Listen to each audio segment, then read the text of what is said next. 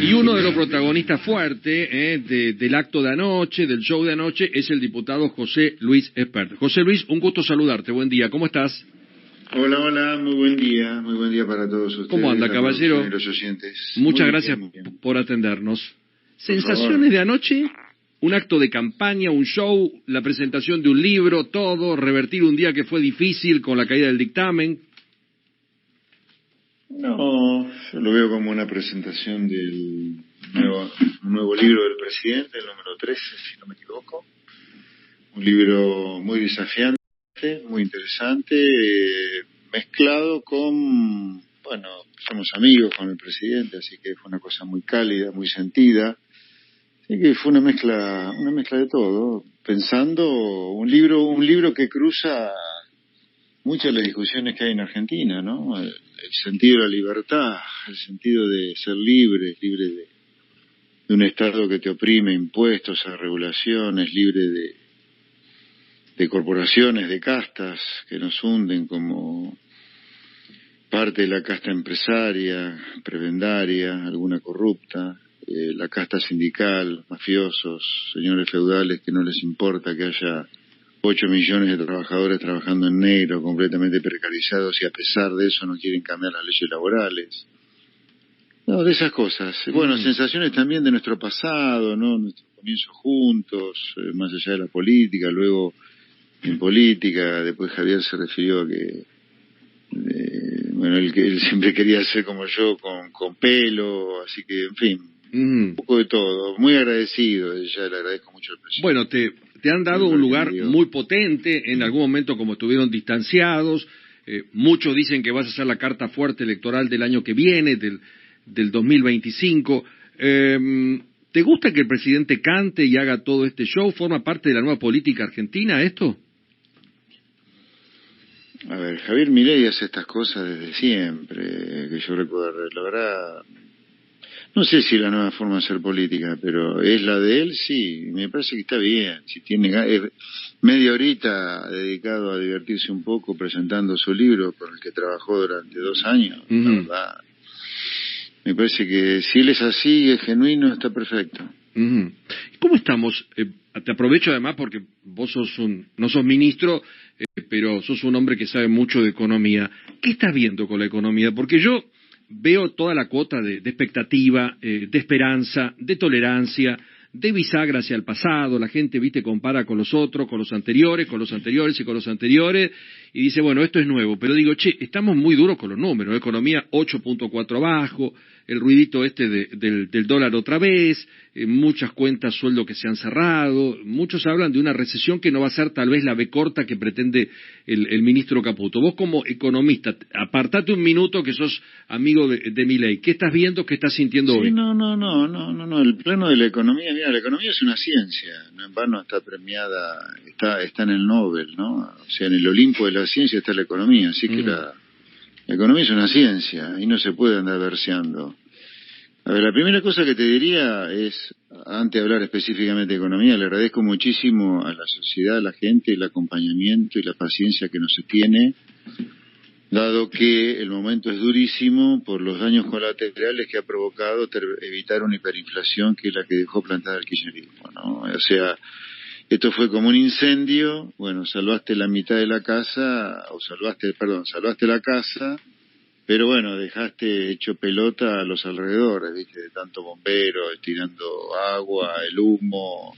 Esto es así, evitaste el incendio, pero hay daños colaterales sin duda, y esos daños es la recesión, la destrucción de empleo, y le agradezco muchísimo a la gente la paciencia que nos tiene, pero debo decirle a la gente y a ustedes que el camino que emprendió el gobierno del presidente es el único camino que el ser humano ha descubierto que te lleva a un lugar razonable, que te lleva a que las sociedades prosperen, que es, a ver, hay un impuesto que no existe en el mundo que prospera, después podemos discutir un montón de cosas, pero hay cosas que en el mundo que prospera, donde la gente vive, no existe, que es la inflación.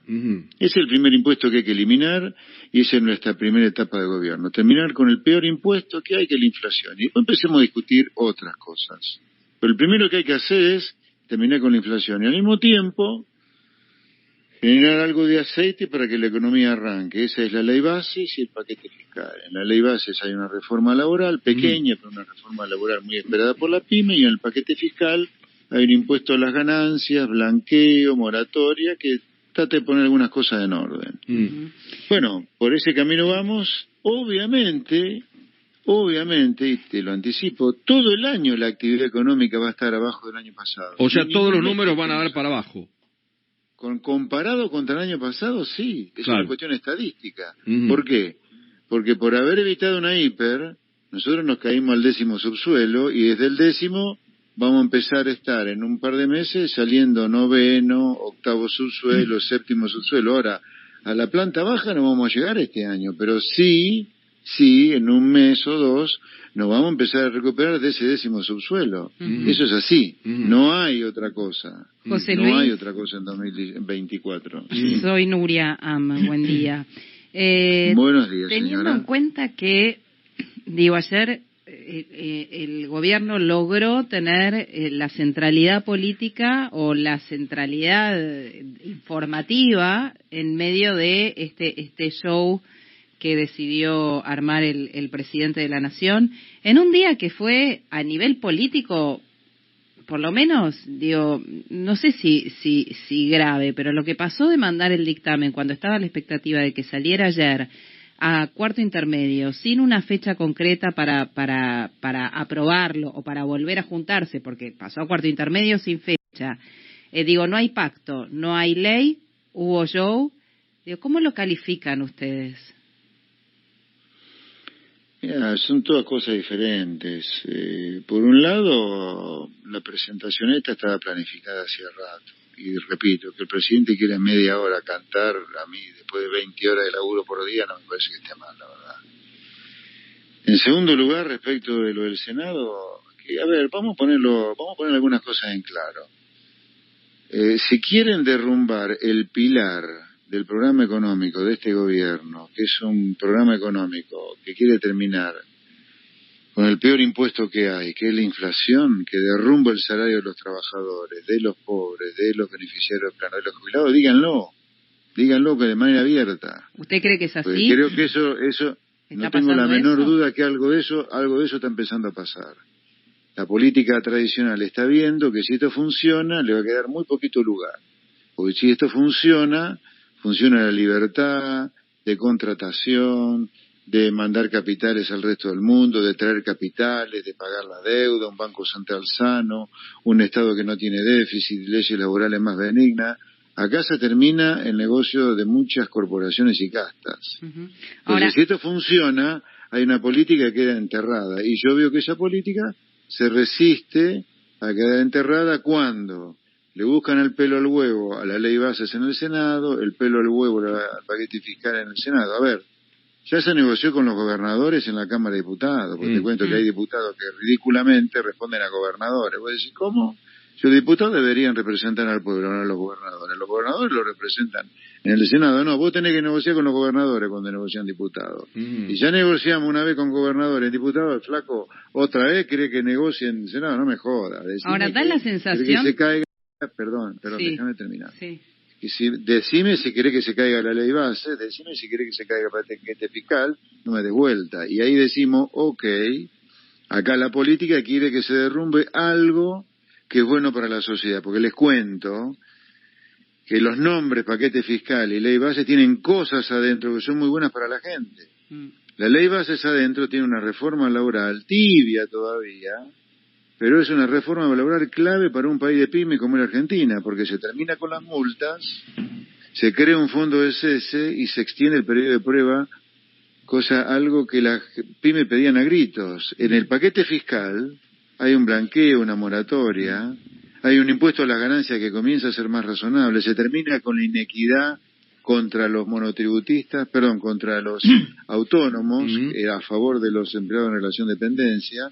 En fin, está todo pensado para la gente, porque es un gobierno que piensa en la gente, piensa en cosas además que ocurren en el mundo. Ahora, José Luis... Entonces, díganlo con todas las letras si no lo quieren a eso. A nivel político... A ver, perdóname, una cosa más importante, y ahí te dejo todas las preguntas que quieres, porque te estoy cortando hace rato y no quiero. No, el martes, el martes, en diputados ocurrió una cosa insólita, el radicalismo votando con el kirchnerismo maldito que nos trajo hasta acá, para dinamitar el superávit fiscal con el Fondo de Incentivo Docente, el FONIT, algo que terminó el año pasado.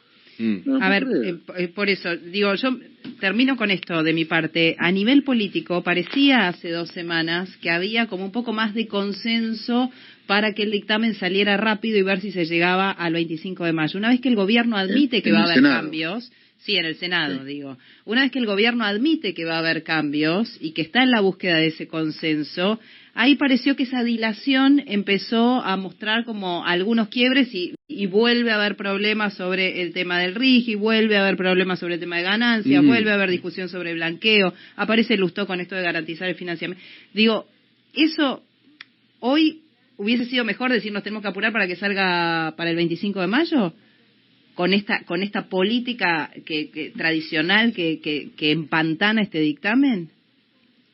¿Me explico bien? A ver, la fecha, sí, te entendí. La fecha del 25 de mayo que el presidente planteó el 1 de marzo era una fecha, es una fecha patria, comienza el proceso independentista el 25 de mayo, que termina en aquel famoso 9 de julio de 1816, del 25 de mayo de 1810 al 9 de julio de 1816, pasaron unos 6 años, bueno, podemos festejar también el 9 de julio, qué sé yo, la fecha es caprichosa en algún lugar. O puede ser el 20 de junio, el Día de la Bandera. José el Luis, punto es... Perdón, que le interrumpa. No, disculpe, que pensé que había terminado. Sí. No. Voy al tema de fondo. Lo que yo veo es que cuando se había avanzado bastante en el dictamen en el Senado de las 2 leyes, de pronto se tranca. De pronto, en diputados empezamos a discutir cosas que yo creí que por lo menos por un tiempo ya no se iban a discutir, es volver a meter un agujero fiscal en el medio de un programa de ajuste fiscal del gobierno. Tercer punto, el tema universidades, toda esa plata ya estaba acordada, hace falta ponerla por ley, se quieren llevar la cucarda que ustedes lograron por ley, lo que ya se acordó para que se diera como una resolución, dale, pero meter el FONID... Algo que ni siquiera corresponde que ocurra, porque el FONIT primero terminó por ley a fin del año pasado. En los 90, cuando se transfirieron los servicios educativos a las provincias, se le dio los recursos que correspondían. Les recuerdo a todos aquellos que están a los gritos con la plata para pagar los salarios docentes, que en los 90, cuando se transfirieron los servicios educativos a las provincias, se le transfirió recursos porque se aumentó el IVA de 18 a 21% y se creó el impuesto a los bienes personales. O sea, la plata la tienen. Así que no jodan, que además necesitan más plata todavía. Si quieren dinamitar la columna vertebral del programa económico de Milei, que es para la gente, que es evitar el déficit fiscal que genera inflación, díganlo con todas las letras. Pero no me vengan a mí con que no hay plata para pagar los salarios docentes. Flaco, ¿qué hacen los gobernadores con la plata? ¿La mastican? José Luis, buen día. ¿Cómo le va? Candelaria de la Sota lo saluda. Candelaria de la Sota, buen día. Quería hacerle una consulta respecto a la discusión que está habiendo en el Senado de qué va a pasar con el impuesto a las ganancias. Hay dos escenarios. Que yo soy diputado, cuidado. Sí, ya sé. Soy diputado. Espéreme un segundito. La discusión del Senado... Pero me espera, ya llegamos al punto. Un segundito de paciencia le pido nada más. ¿Cómo no? Cuando vuelva modificada, estamos por ver si se va a modificar el piso para todo el mundo o solo para los trabajadores de la zona de la Patagonia y algunas zonas que son los que reciben salarios más altos. ¿Usted qué cree que va a pasar en la Cámara de Diputados, que tiene que aprobar esto con las modificaciones que traiga el Senado? Puntualmente pregunto por ganancias porque parece ser uno de los temas más espinosos. Respecto a su pregunta puntual, mi respuesta, el espíritu hoy de la Cámara de Diputados es aprobar rápidamente lo que venga del Senado, dado que del Senado no viene una cosa estrafalaria. Dicho esto, yo le digo, me parece, yo no sé cómo no les da vergüenza a los que defienden esta deducción especial para los trabajadores petroleros, cuando si el argumento es que ganan mucho, mire, justamente para eso está creado el impuesto a la ganancia, para que tenga progresividad. Cuanto más ganás, más pagás. ¿Qué es esto de que porque sos trabajador de petróleo no se te puede llevar el impuesto a la ganancia el grueso de tu mejores ganancias? Y para los que ganan más todavía, no entiendo esto. Yo no entiendo la falta de vergüenza de la defensa de los privilegios en Argentina. El impuesto a la ganancia justamente está para que sea progresivo. Más gana, más pagá. ¿Qué es esto que el argumento? Que como más gana, tenés que pagar menos. Vos porque ganás pero más, dicen que tienen vida más cara ya, claro. ¿viste? ¿Cómo? Dicen que tienen vida más cara en el sur. Costo de vida mayor. Costo de vida. Pero por eso cobran más. ¿Cómo es? Sí, no entiendo. Sí, si lo pienso como decís es contradictorio. Para despedirte, viste que hay uno en el gabinete que no es como ustedes economista y dice, che, es Daniel Scioli, a Milei hay que darle el Nobel de Economía. ¿Vos estás de acuerdo con esto? No, mirá, los Nobel de Economía en general, a ver, el primer Nobel creo que fue del año 69, se viene dando todos los años desde hace más de 40 años. Y todos los años el Nobel se lo dan yo te cuento la historia. Sí, ¿no? La historia. Pero no te me vayas si hay que darle a Milei o no, pues si me contás toda la historia... No, sobre eso no me voy a pronunciar. Yo te voy mire. a decir sí lo que es la historia. La historia. La historia de los Nobel es que se lo das a un economista. Hablaba del Nobel de Economía, que es el único que yo conozco un poco, ¿no? Sí. O mucho, porque yo estudié básicamente toda la obra de los Nobel. En la universidad, en mi maestría y en el doctorado. Al Nobel se lo dan a tipos que han pasado medio siglo estudiando un solo tema de economía toda la vida en un laboratorio. Claro. En un laboratorio, qué sé yo. Ajá. Me parece una novedad, pero bueno, está fantástico. Está fantástico. Como decís vos, ok. Está ok. Bueno, José Luis, te mandamos un abrazo grande. Gracias por tu tiempo. Un gran saludo para todos ustedes, la producción de los oyentes. Buen día. Muchísimas gracias. El señor José Luis Espert, diputado nacional y hombre que va a ser muy fuerte y muy clave en la contienda electoral, dicen, del 2025, que puede ser la carta, tal vez, de diputados encabezando. Él no le fue mal.